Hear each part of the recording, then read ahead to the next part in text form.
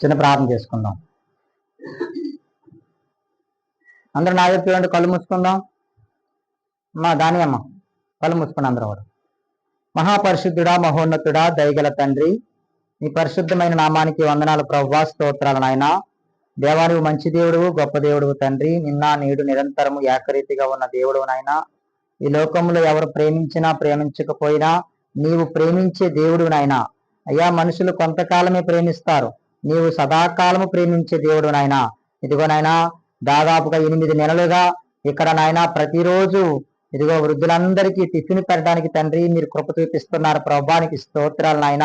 అయ్యా, ఇదిగో ఎంతో మంది వచ్చి చక్కగా టిఫిన్ తిని అయా వారు తృప్తి చెందుతూ ఉన్నారు. ప్రభానికి వందనాలు. ఇదిగో మరి భోజనం కూడా పెట్టాలని ఎన్నో దినాలకి మేము ప్రార్థన చేస్తూ ఉన్నాం.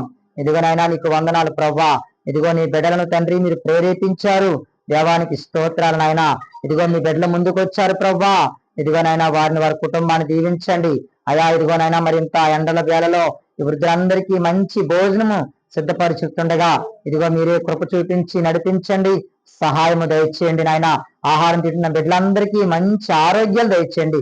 వారి బిడ్డలందరినీ దీవించండి, సహాయం దయచేయమని సమస్త మహిమా ఘనత ప్రభావాలు మీకే చెల్లిస్తూ యేసు పరిశుద్ధ నామమున ఈ ప్రార్థనలు అడిగి వేడుకుంటున్నాను తండ్రి. ఆమేన్, ఆమేన్.